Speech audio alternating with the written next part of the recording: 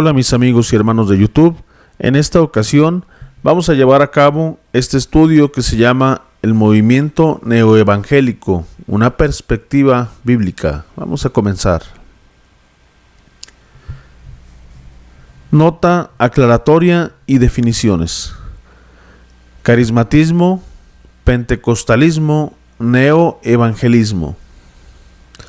El movimiento neoevangélico, dos vertientes, características de los carismáticos y pentecostales, doctrinas de la subsistencia, llenos del Espíritu Santo, confesión positiva, apóstoles y profetas a la luz de la Biblia.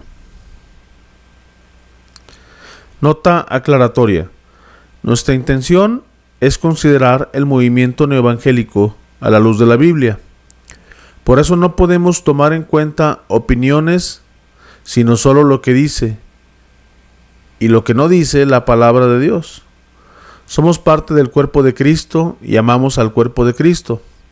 Nuestra intención es, por ende, no contender, no condenar, sino ser corregidos por la santa palabra de Dios. Pero es preciso saber quiénes son realmente la iglesia, los salvados por la fe en Jesucristo. Al identificar prácticas, no estamos juzgando, sino los aludidos son cristianos o no. Muy por el contrario, creemos que la gran mayoría son sinceros y genuinos en lo que creen. Pero no basta ser genuino en lo que uno cree, sino creer en lo que es genuino. Entonces es la palabra de Dios la que debe decidir sobre cualquier argumento. Que prediques la palabra, que instes a tiempo y fuera de tiempo, redarguye, reprende, exhorta con toda paciencia y doctrina. 2 Timoteo 4:2. Porque vendrá tiempo cuando no sufrirán la sana doctrina, sino que teniendo comezón de oír, se amontonarán maestros conforme a sus concupiscencias, y apartarán de la verdad y del oído, y se volverán a las fábulas. Pero tú sé sobrio en todo, soporta las aflicciones, haz obra de evangelista, cumple tu ministerio. 2 Timoteo 4:3-5. Los términos neoevangélicos, carismáticos y pentecostales se aplican aquí en general. No necesariamente porque un grupo tenga la palabra carismático o carismática, renovación, centro cristiano, nueva unción o pentecostal en su nombre, se implica que creen prácticas y practican los errores que estudian ahí. Pero también sucede que otros grupos que no tienen estos nombres realmente lo son. Es necesario recordar que no nos estamos refiriendo a personas o iglesias en este estudio, sino a doctrinas. La palabra de Dios nos manda a hablar según la sana doctrina. Pero tú habla lo que está de acuerdo con la sana doctrina. Tito 2:1. Santifícalos en tu verdad, tu palabra es verdad. Juan 17:17. Definiciones. Carismáticos, nombre que viene del griego carisma, que se traduce como don. Algunas congregaciones locales se identifican como carismáticas por su énfasis en los dones del Espíritu o carismas. Su origen y cierta flexibilidad en las prácticas y en el estilo de vida les diferencia de las iglesias denominadas pentecostales. Muchas de sus creencias coinciden con las del pentecostalismo clásico. El carismatismo pone énfasis en los dones de lenguas, evidencia del bautismo en el Espíritu Santo y la profecía, así como en la sanidad divina. Se inició dentro del pentecostalismo, pero se ha extendido al catolicismo y a otras iglesias. El movimiento carismático empezó a manifestarse fuertemente en la década de los 60. Muchos cristianos han organizado iglesias que se identifican como carismáticas. Son parecidas a las pentecostales, pero entre ellas puede haber diferencias de eclesiología y de estilo de vida. Pentecostales, Familia de iglesias cristianas. El pentecostalismo es una continuación del movimiento de la santidad del siglo XIX, pero adoptó nuevas formas. Entre sus primeros líderes estuvieron Charles F.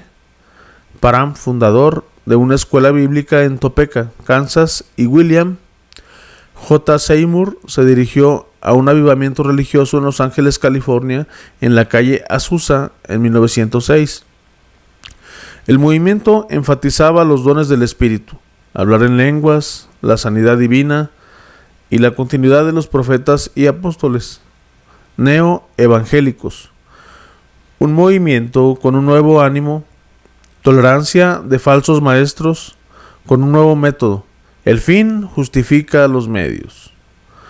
Con una nueva teología, cuestionando el canon de la Biblia, su inerrancia y autoridad y la naturaleza de su contenido, y una nueva ética, repudiando la separación para integrarse a la cultura que va siguiendo esta bajo la tolerancia al error, el acomodarse al error, el cooperar con el error y el contaminarse con el error, finalmente capitular al error. Charles Woodbridge. Es una filosofía religiosa que intenta alcanzar y ministrar al hombre a través de sus necesidades según él. Persigue el reconocer al hombre por sus logros y realinear sus energías para bien. Enfatiza la unidad sobre la verdad y reduce la santidad y las separaciones bíblicas hasta que se hacen inciertas.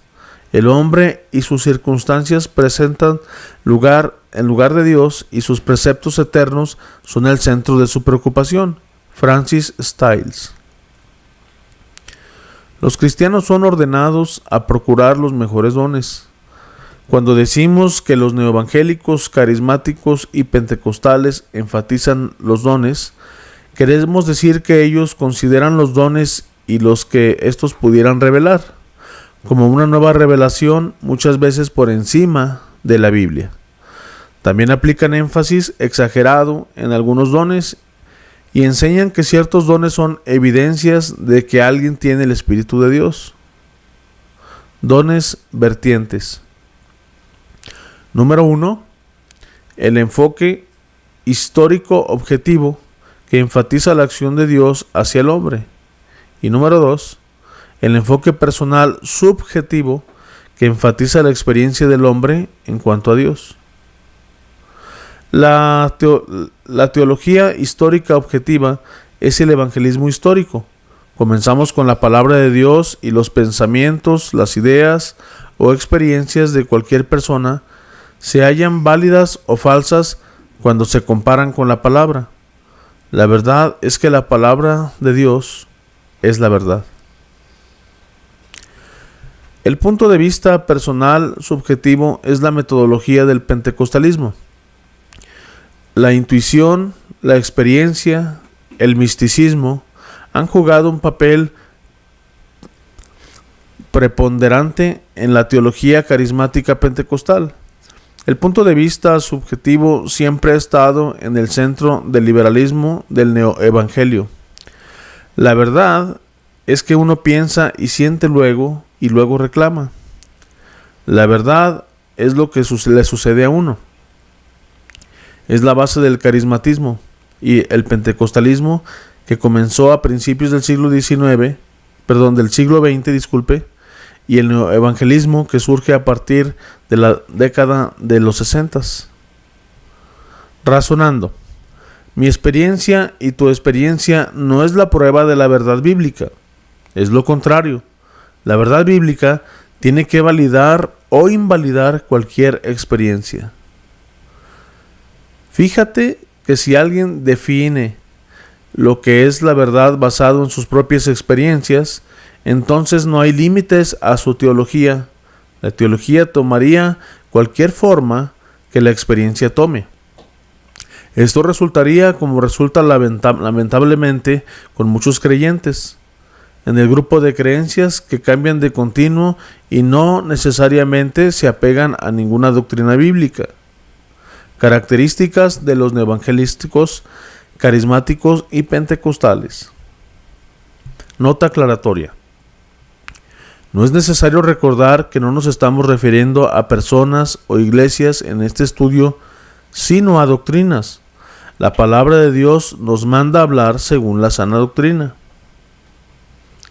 Para muchos carismáticos, la única manera de vivir la vida cristiana es tener algo más, algo mejor, otra experiencia y luego otra. Tienen que buscar continuamente otra emoción, otra sensación o sentimiento. La razón por la que la experiencia es la piedra de toque para los carismáticos es debido a la doctrina clave de su sistema de teología, el bautismo del Espíritu Santo. Ellos dicen que después de que una persona se convierte, debe luego procurar diligentemente el bautismo del Espíritu. La enseñanza de una experiencia del bautismo del Espíritu posterior a la salvación abre las compuertas para creer que el cristianismo vital es una experiencia tras otra. Parece como si fuera un juego para ver quién puede tener la experiencia más vivida o sensacional. Vemos por qué la experiencia es lo clave para los carismáticos. Es debido a la doctrina clave de su sistema de teología, el bautismo del Espíritu Santo. Ellos dicen que después de que una persona se convierte, debe luego procurar diligentemente el bautismo del Espíritu. La Biblia no nos manda a buscar el bautismo, sumergidos del Espíritu, lo cual tenemos desde que creemos en Cristo, sino ser llenos, ser llenados, hechos llenos del Espíritu.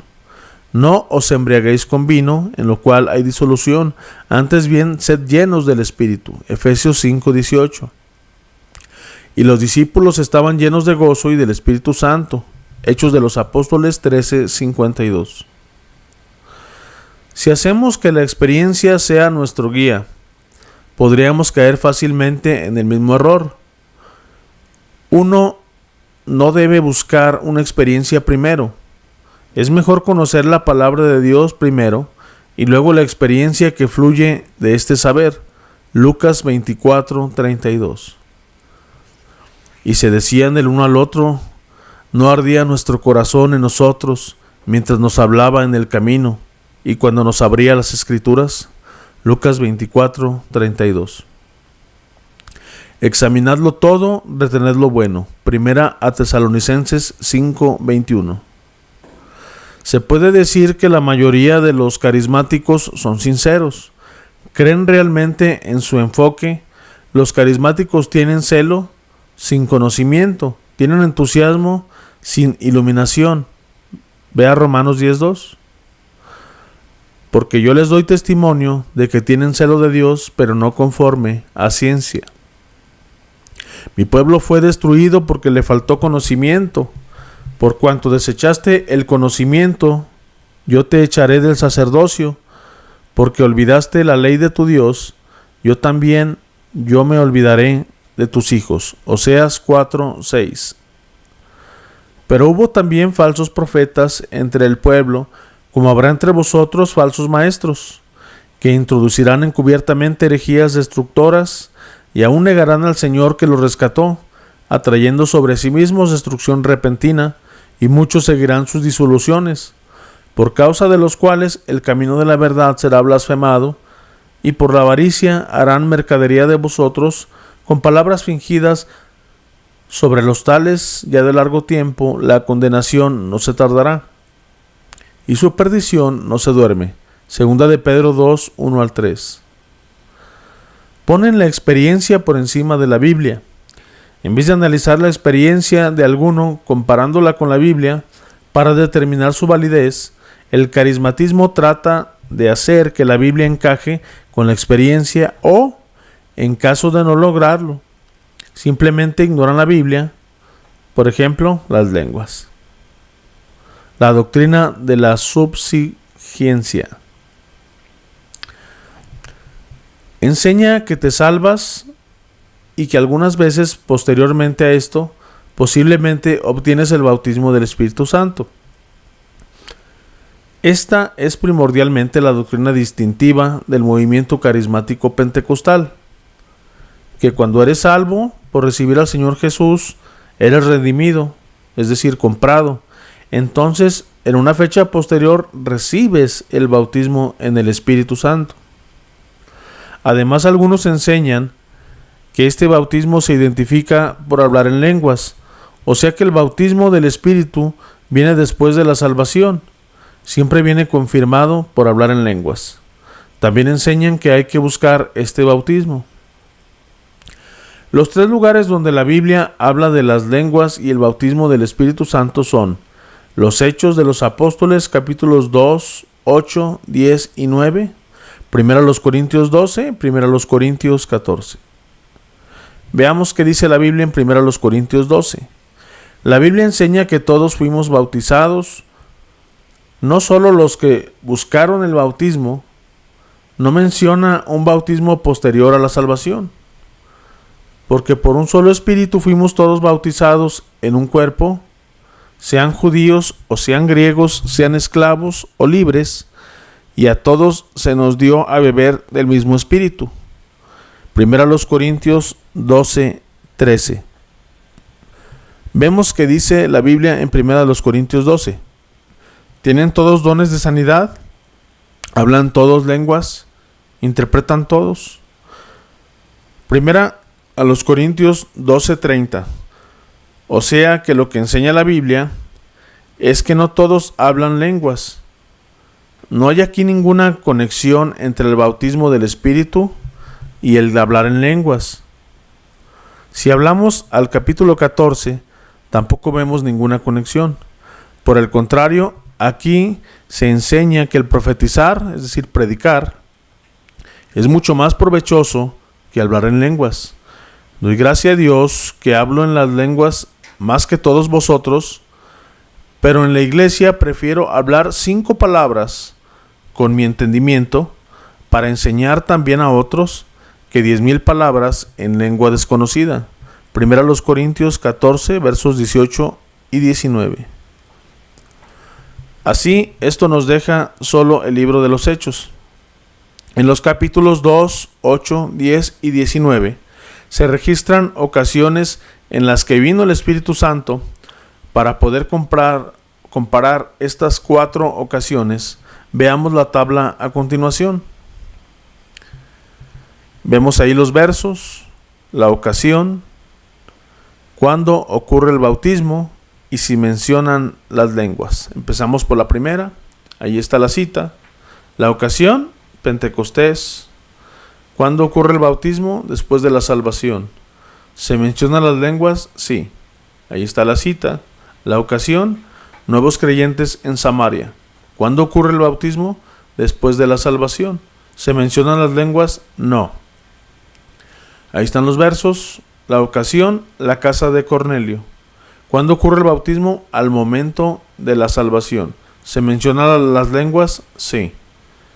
Ahí están los versos. Ocasión, algunos discípulos de Juan. ¿Cuándo ocurre el bautismo? Al momento de la salvación. ¿Se mencionan las lenguas? Sí. Vemos que la doctrina de la subguiencia no se puede defender tampoco con el libro de los Hechos, porque no hay consistencia. ¿Y qué de las lenguas? En los capítulos 2, 10 y 19 se mencionan, pero en el 8 no. Así que no hay un patrón aquí tampoco. ¿Y qué de buscar el bautismo? No hubo búsqueda alguna en ninguno de las 4 ocasiones. En Hechos capítulo 2 simplemente estaban esperando pacientemente.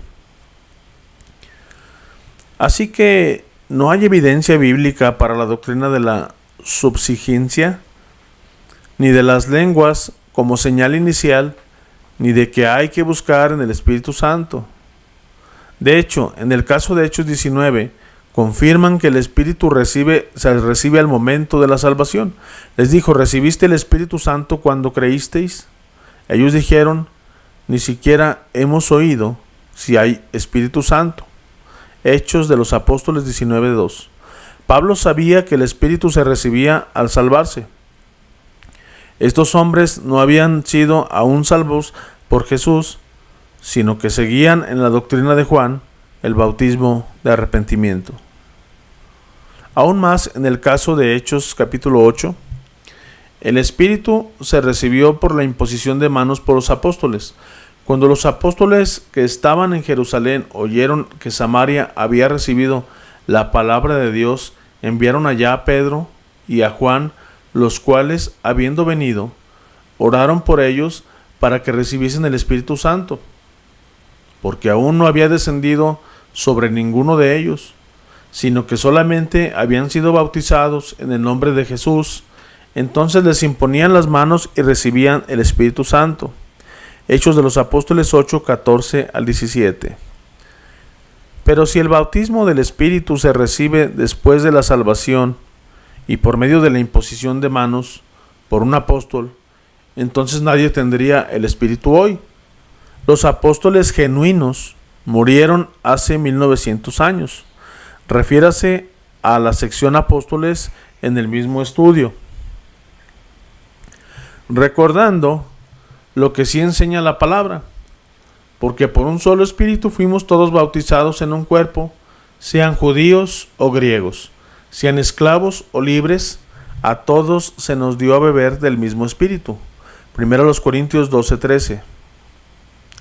Recordando lo que sí enseña la palabra, en él también vosotros, habiendo oído la palabra de verdad, el evangelio de vuestra salvación, y habiendo creído en él, fuiste sellados con el Espíritu Santo de la promesa. Efesios capítulo 1, verso 13. La Biblia no nos manda a buscar el bautismo sumergidos del Espíritu, lo cual tenemos desde que creímos en Cristo, sino ser llenos, ser llenados, hechos llenos del Espíritu. Otra vez ahí las citas: no os embriaguéis con vino, en el cual hay disolución, antes bien sed llenos del Espíritu.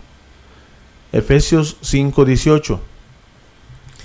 Y también por ahí tenemos: y los discípulos estaban llenos de gozo y del Espíritu Santo. Hechos de los Apóstoles 13:52. ¿Por qué es importante conocer estas cosas? Porque si no vivimos bíblicamente, caeremos en confusión y llevaremos una vida con ataduras a falsas enseñanzas. Estas ataduras llevan a frustración, superstición y a contristar el espíritu. Porque al comprenderlas bien, podemos exhortar y corregir a otros hermanos. Examinadlo todo, retened lo bueno. Tesalonicenses 1, capítulo 5, 21. Pero hubo también falsos profetas entre el pueblo, como habrá entre vosotros falsos maestros, que introducirán encubiertamente herejías destructoras, y aún engañarán al Señor que los rescató, y negarán, al Señor que los rescató, atrayendo sobre sí mismos destrucción repentina, y muchos seguirán sus disoluciones, por causa de los cuales el camino de la verdad será blasfemado. Y por la avaricia harán mercadería de vosotros con palabras fingidas. Sobre las tales ya a largo tiempo la condenación no se tardará, y su perdición no se duerme. Segunda de Pedro 2, 1 al 3. Ahí disculpen lo mal leído, de cualquier manera ahí les dejo la cita para que ustedes lo lean con calma. Llenos del Espíritu Santo. La Biblia no nos manda a buscar el bautismo sumergidos del Espíritu, lo cual tenemos desde que creemos en Cristo, sino ser llenos, hechos llenos del Espíritu. Y ahí las citas. Y los discípulos estaban llenos de gozo y del Espíritu Santo. Hechos de los Apóstoles 13:52. Empieza cuando te decides a rendir, es decir, ceder al Espíritu tu vida entera. Cuando vienen tentaciones y huimos de ellas. Cuando cada vez que algo viene a distraernos del lado de la influencia del Espíritu y lo echamos a un lado. Cuando no buscamos entretenimientos o amigos que nos distraen de las cosas de Dios. Cuando fallamos y confesamos nuestro pecado y lo abandonamos al pecado. Entonces, cuando el Espíritu de Dios permanece en el control, experimentamos la llenura del Espíritu, su gozo y su poder. Si vivimos esta clase de vida, se notará porque los que están llenos del Espíritu llevan el fruto de justicia en sus vidas. El ladrón no viene sino para hurtar y matar y destruir. Yo he venido para que tengan vida y para que la tengan en abundancia. San Juan 10:10.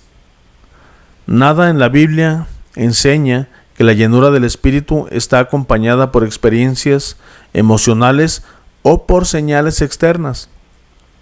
La palabra sí revela que la llenura del Espíritu trae consigo los frutos del Espíritu. En Efesios 5:19 al 6 y el verso 9, vemos una lista específica. La veremos en detalle en la próxima sección. En Colosenses capítulo 3, versos 16 al 22, enseña que la palabra de Cristo mora en abundancia en él, que está lleno del Espíritu. Un cristiano lleno del Espíritu vive consciente de Cristo y vive para obedecer todo lo que Cristo dijo. Cuanto al Señor, Colosenses 3:16. Soy agradecido, Efesios 5:20, 1 Tesalonicenses 5:18. Me llevo bien con mi cónyuge, hijos, amigos, compañeros y vecinos, Efesios 5:19 al capítulo 6, verso 9. Soy un empleado confiable y obediente. ¿Hay algún pecado sin confesar en mi vida? ¿Estoy viviendo una mentira? ¿Soy egoísta? ¿Oro? ¿Leo la Biblia?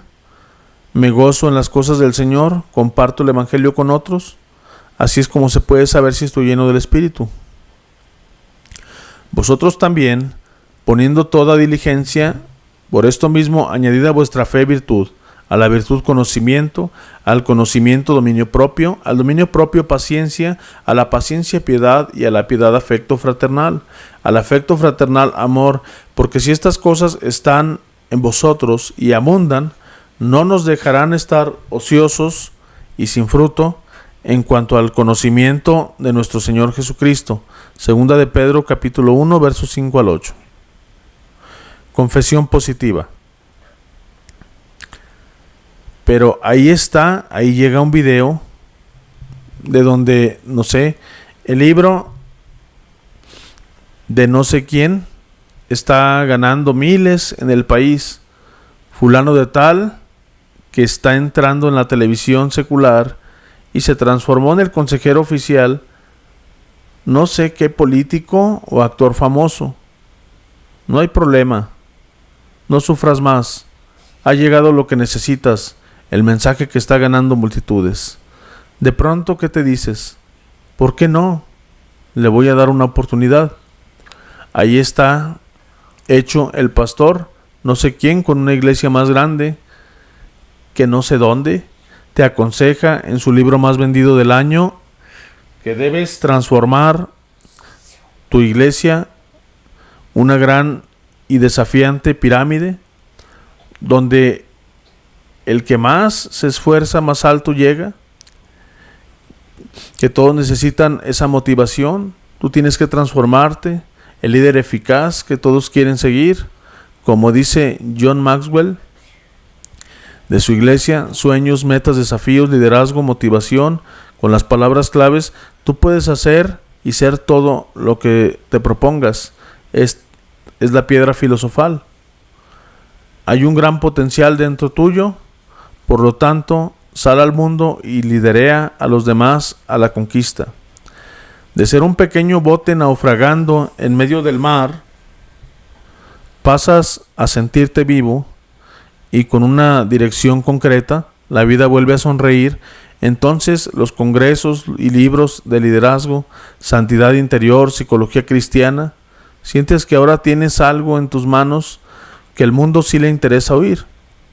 Cualquier comentario, frase o consejo a alguien no cristiano de las nuevas doctrinas cristianas aprendidas deslumbra y es altamente agradecida. El mundo vuelve a oírnos, qué bueno, volvemos a tener un mensaje que a la gente le interesa. Ahora nos sentimos más seguros y motivados, podemos hablar hasta en la televisión de nuestras doctrinas motivacionales y de la sanidad para el alma, y el mundo nos recibe gustoso. Esto es todo un éxito, ha dado resultado, luz en las tinieblas. ¿Qué puede tener de malo? Algunos creyentes creen y enseñan que la mayor demostración de fe es declarar positivamente. Se declaran sanos, se declaran prósperos y libres de las pruebas. Otros hombres de este movimiento, palabra y fe, fórmula de fe, superfe, nómbralo y reclámalo, salud, riquezas y prosperidad, fe es la victoria, decláralo hecho ya, pide tu milagro. Participan en este movimiento, y ahí las personas que participan.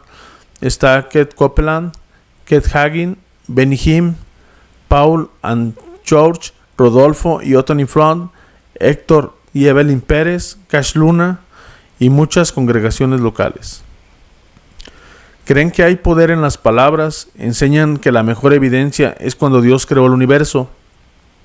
Enseñan que tu fe se demuestra cuando la declaras en palabras. La confesión positiva es la noción antibíblica que los cristianos pueden crear cosas y aún controlar su futuro, y al confesarlo o profetizarlo. La premisa básica es la confesión positiva, tal como la enseñanza de los movimientos y organizaciones que hemos descrito. Es: Dios creó las cosas con solo hablar las palabras. Nosotros somos creados a imagen de Dios. Por lo tanto, nosotros también podemos crear cosas o situaciones con solo hablar las palabras o reclamarlas, porque somos dioses. Cuidado. Aquellos que enseñan esta doctrina alegan que las palabras son una fuerza creativa. De ahí viene el nombre de la palabra y fe, con el poder de la influencia tanto el mundo físico como el espiritual. Por sus adeptos dedican mucho tiempo en atar a Satanás, a los demonios, a otros seres espirituales, reclamar salud, riquezas y prosperidad. Confesión positiva, la enseñanza típica. Y ahí viene en inglés. Ahí sí les voy a quedar mal, no sé qué dice. El Evangelio de la Salud utiliza en Isaías 53 para justificar la enseñanza que todo cristiano que tenga suficiente fe será sanado. El Evangelio de la Salud. Asimismo, Hagin también niega haber padecido de dolores de cabeza por 45 años, diciendo que estos son simplemente síntomas en lugar de indicación de dolor de cabeza. El Evangelio de la Prosperidad. Una enseñanza central del Evangelio de la Prosperidad es que Dios desea la prosperidad financiera de todo cristiano. Si un creyente vive en pobreza, en que está viviendo fuera de la voluntad de Dios, debes darte cuenta de que es la voluntad de Dios que tú prosperes. Y dice aquí también, la deidad de Cristo es afectada. Kenneth Copeland dice que Cristo supuestamente le dijo, y ahí las palabras que supuestamente le dijo. Y siguen hablando ahí en inglés. La doctrina de la expiación de Cristo es distorsionada. Frecuentemente enfatizan la muerte espiritual en lugar de la muerte física de Cristo. En otras palabras, se necesitó la muerte espiritual de Cristo para expiar los pecados. Muchos de sus maestros enseñan que Jesús nació de nuevo para que nosotros pudiéramos ser pequeños dioses. La Biblia, por el contrario, enseña que Jesús es Dios y que somos nosotros los que necesitamos nacer de nuevo. Mas el que escudriña los corazones sabe cuál es la intención del Espíritu, porque conforme a la voluntad de Dios intercede por los santos. Romanos 8:27. Jehová Dios es soberano del universo, lo cual a su tiempo mostrará el bienaventurado y solo soberano Rey de Reyes y Señor de señores, según 1 Timoteo 6:15. Dios es puro espíritu, Dios es espíritu, y los que le adoran en espíritu y en verdad es necesario que adoren. San Juan 4:24.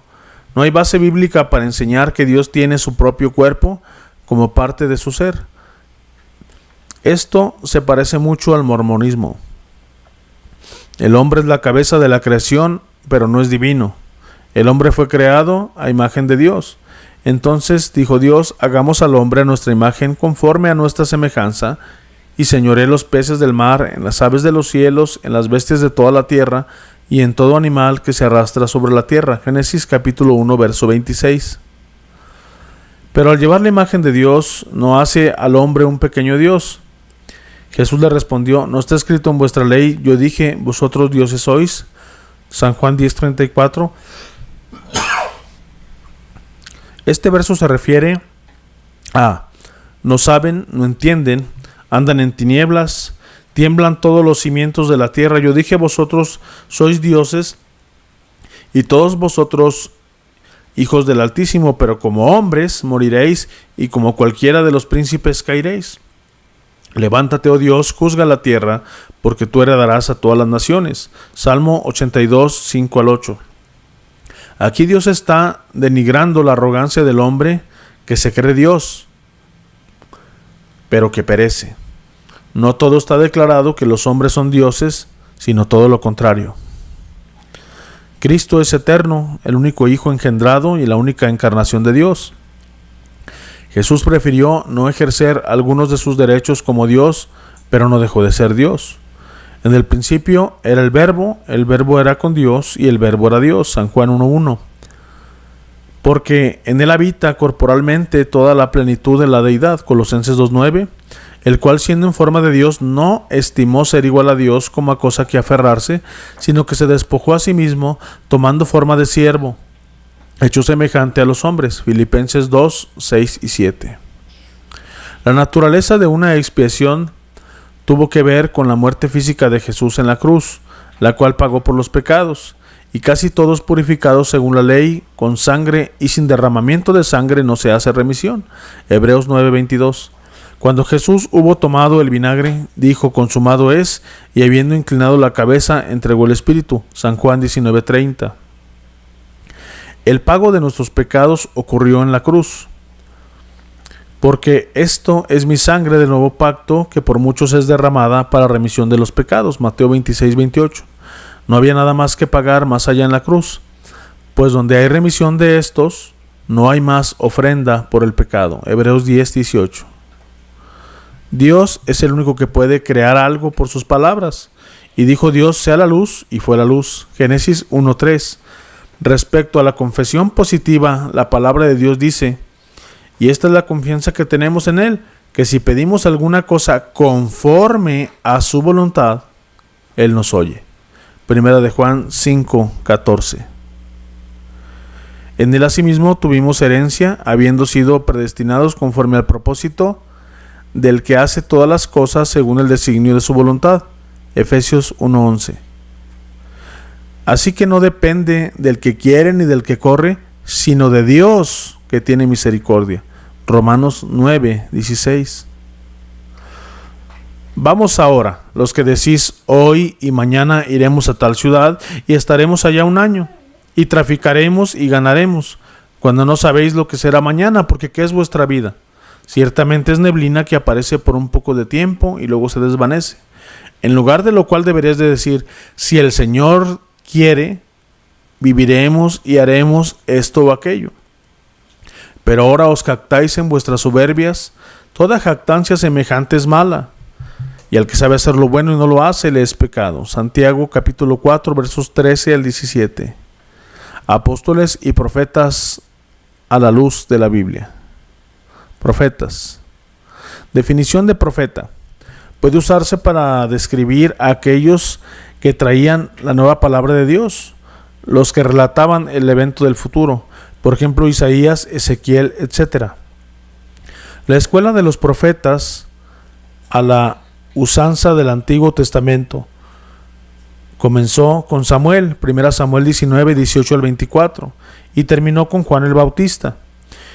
Dicho ministerio era del carácter temporal y específico. La ley y los profetas eran hasta Juan. Desde entonces el reino de Dios es anunciado a todos los que se esfuerzan por entrar en él. Lucas 16:16. La función del profeta era bastante amplia. Incluía lo profético, pero era restringido en algunas épocas. No era en todo el tiempo, no era continuo. Los profetas eran comisionados directamente por Dios. Su función incluía principalmente corrección, explicando que el deseo de Dios era que se arrepintieran de su camino. Estamos hablando de los profetas del Antiguo Testamento. En el caso específico de Samuel, también actuó como vidente, ser. Esta función reemplazaba el Urim y Tumim. Era bien restringida. A todas estas funciones eran añadidas la visión apocalíptica. El profeta era nombrado llamado por Dios. En este sentido, Juan fue el último que Dios comisionó en la línea de profetas del Antiguo Testamento que anuncian la venida de Cristo. Los profetas del Nuevo Testamento. En el Nuevo Testamento hay profetas. Los apóstoles trabajan como profetas. Juan el apóstol, Pedro, pero como apóstoles que en ocasiones adelantaban predicciones de Dios. ¿Qué tipo de profetas operan en el Nuevo Testamento? Hay dos etapas. La función de los apóstoles era explicar el significado de los evangelios a través del Espíritu Santo. Esta explicación ocurre en las epístolas. Mientras el evangelio se expandía, fue necesario que el evangelio fuera explicado. Esto se hizo a través de las epístolas hasta que el canon bíblico se completó. Una vez el canon se completó, no se mencionan más los profetas. En Hechos 13 y 21 se mencionan casos de profecía específicos donde ocurrían en casos de extrema importancia y criticalidad. Después de esto también desaparece esta función de profecía, al igual que la función apostólica, profética, la que mencionamos en slide anterior. Una vez autentificado el evangelio, los profetas en su función de revelar el futuro cesan y entonces retienen la función de proclamadores.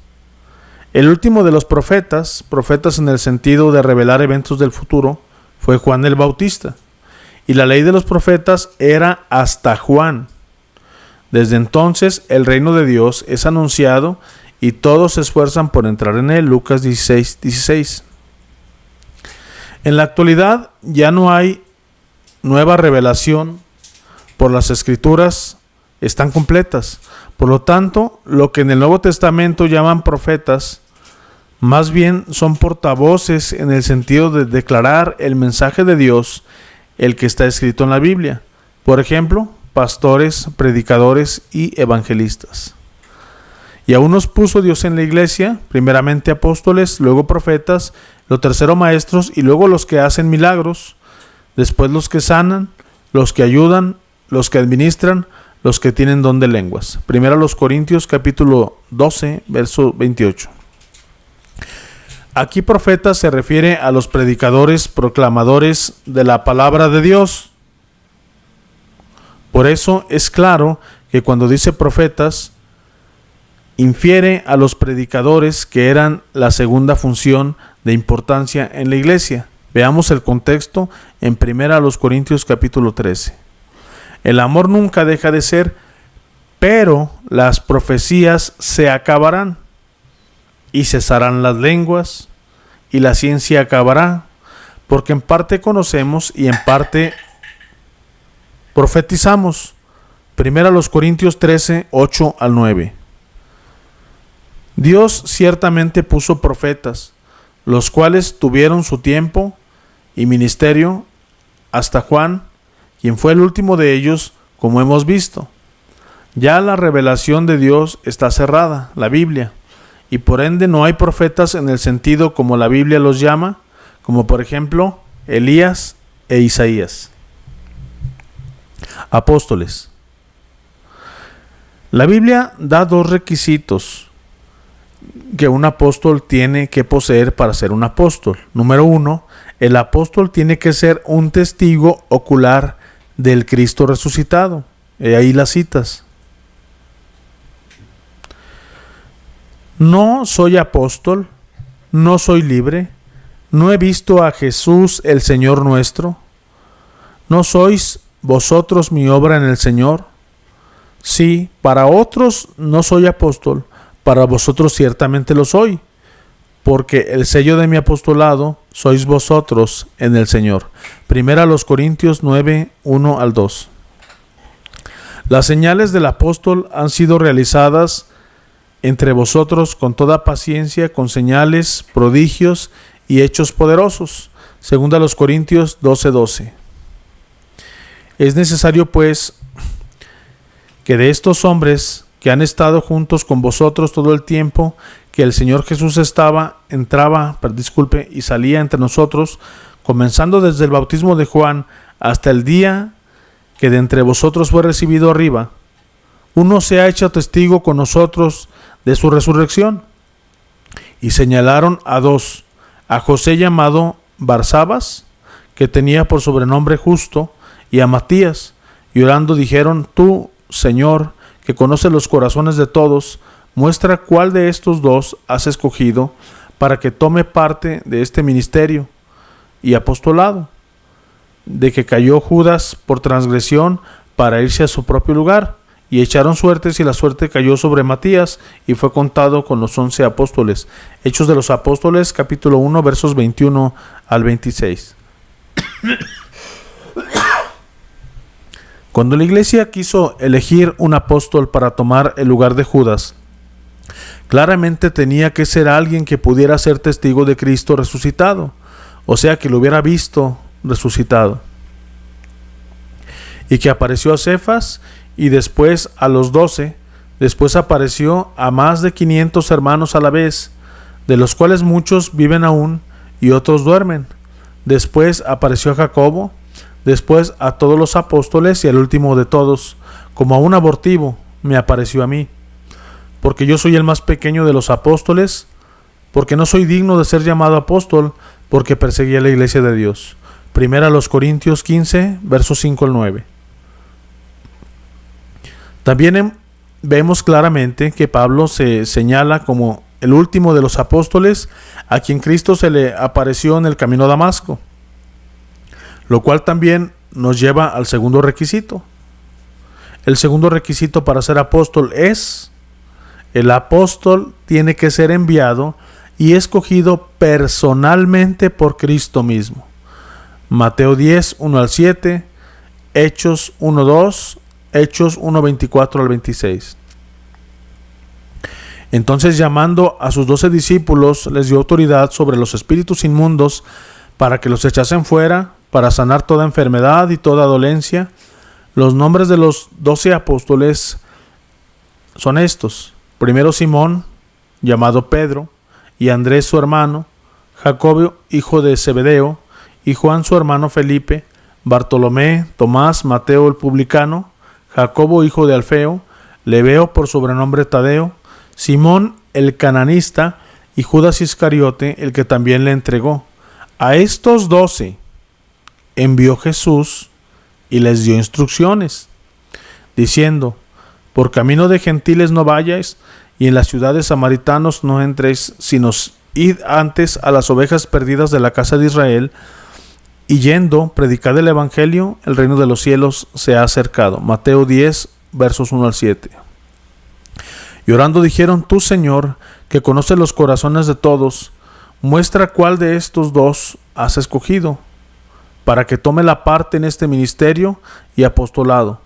Decayó Judas por transgresión para irse de su propio lugar, y les echaron suertes, y la suerte cayó sobre Matías, y fue contado con los 11 apóstoles. Hechos de los Apóstoles, capítulo 1, versos 24 al 26. En el pasado verso vemos cómo los 11 apóstoles escogieron a Matías como el 12º apóstol. Pero más adelante Jesús mismo escoge a Pablo. ¿Serían entonces 13? La Biblia dice claramente que el apóstol tiene que ser escogido por Jesús mismo. Primera a los Corintios, capítulo 12, verso 28, y Hechos, capítulo 1, verso 2. Pero solo había 12 apóstoles, y el muro de la ciudad tenía 12 cimientos, y sobre ellos los 12 nombres de los 12 apóstoles del Cordero. Apocalipsis 21, 14. Y habíamos visto que Pablo se declaró como el último. Hasta el día en que fue recibido arriba, después de haber dado mandamiento por el Espíritu Santo a los apóstoles que había escogido. Hechos de los Apóstoles 1:2. O sea que cuando Cristo fue al cielo, ya había escogido a sus apóstoles para completar sus 12. Judas había muerto, escogió después a Pablo. Gálatas 1:1. ¿Y qué de Matías? Tenemos que concluir entonces que los 11 apóstoles se apresuraron al escoger a Matías. Aún con esto, Dios en su misericordia continuó obrando a través de su iglesia. Esto es claro cuando se consideran todas las referencias de la palabra. El mismo Jesús escogió a Pablo, completando a sus 12 apóstoles. Ningún otro líder de la iglesia reclamó ser apóstol ni profeta después de que murieron Juan el Bautista y los 12 apóstoles. Hasta hace unos 30 años atrás, cuando algunos que reclamaban predicar en la tercera ola del Espíritu Santo se han autoproclamado profetas y maestros. Nota, según ellos, la primera ola fue en el Antiguo Testamento y la segunda ola en el Nuevo Testamento. Es imprescindible que escudriñemos la Biblia antes de adoptar modas o tendencias que podrían parecer lógicas o hasta espirituales. Sin importar si se tiene buena intención o no, el cristiano tiene como deber permanecer en la palabra de Dios y no adaptarse al mundo ni dejar que argumentos sin fundamento rijan su vida. Siendo entonces falsos apóstoles, no es extraño que haya falsedad en su boca. Por ejemplo, el apóstol y profeta Ronnie Chávez, quien dice que no habrá rapto de la iglesia. Pero ¿qué nos dice la Biblia? Por lo cual decimos esto en la palabra del Señor, que nosotros que vivimos, que habremos quedado hasta la venida del Señor, no precederemos a los que durmieron. Para el Señor mismo, con voz de mando, con voz de arcángel y con trompeta de Dios, descenderá del cielo y los muertos en Cristo resucitarán primero. Y luego nosotros, los que vivimos, los que hayamos quedado, seremos arrebatados juntamente con ellos en las nubes para recibir al Señor en el aire. Y así estaremos siempre con el Señor. Por tanto, alentaos los unos a los otros con estas palabras. Primera a Tesalonicenses capítulo 4, versos 15 al 18. No es raro que su libro de Joel Osteen, Su mejor vida ahora, sea el número 1 en la lista de New York Times. ¿No es esto acaso lo que el mundo quiere oír? Puede ser que usted proviene de una familia con muchísima riqueza, prestigio y posición. Aún con todo esto, usted puede experimentar más que la generación que vino antes de usted. La vida de mi papá me ha sido inspirado y he sido enseñado por su experiencia y sabiduría. Sin embargo, y lo digo con humildad, yo estoy convencido de que haré mucho más de lo que pudo lograr mi padre. Dios tiene más para usted, mucho más. Tenga sueños más grandes, ensanche su visión, viva una vida llena de expectativa. Su mejor vida ahora, Joel Osteen. Cash Luna. Una peculiaridad de estos apóstoles, entre comillas, es que se cumple la palabra del Señor en ellos. Mas no hagáis conforme a sus obras, porque dicen y no hacen. Mateo 23:3. Y ahí vemos unas imágenes de algunos lobos rapaces. Ahí la imagen sarcástica, ¿verdad? Que da a entender eso. Y vemos por aquí un poco más. Marcos Witt dice: soy un líder puente. Pues hay dos clases de líderes en los que se construyen puentes y los que construyen paredes. Yo nunca he tenido una agenda proselitista. No creo que la meta sea que vayan a nuestras iglesias, sino que vayan al cielo. Ese es el motivo por el cual muchos católicos vienen a mis conciertos. Pues no soy de los que insta a que tienen que abandonar ciertas prácticas o religión. Según American Sowitz, Marcos Witt ha invitado al famoso y mundano cantante Ricky Martin a grabar con él un canto evangélico en su próximo disco, otro ejemplo del éxito. Terminando. Pero con respecto a la venida de nuestro Señor Jesucristo y nuestra reunión con Él, os rogamos, hermanos, que no nos dejéis mover fácilmente de vuestro modo de pensar, ni os conturbéis ni por espíritu, ni por palabra, ni por carta, como si fuera nuestra, en el sentido de que el día del Señor está cerca. Nadie os engañe en ninguna manera, porque no vendrá sin que antes venga la apostasía y se manifieste el hombre de pecado, el hijo de perdición. Segunda Tesalonicenses capítulo 2 versos 1 al 3. Y oí otra voz del cielo que decía: salid de ella, pueblo mío, para que no seáis partícipes de sus pecados ni recibas parte de sus plagas. Apocalipsis 18:4. He ahí las referencias de lo que estuvimos checando. Y bueno, mis hermanos y amigos de YouTube, por mi parte esto sería todo. Espero que les haya sido de bendición este estudio que hemos llevado a continuación de su palabra.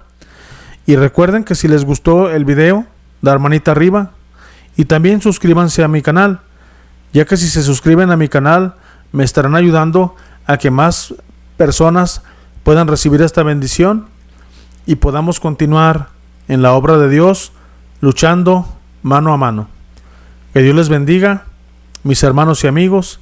Esto sería todo. Hasta el próximo video.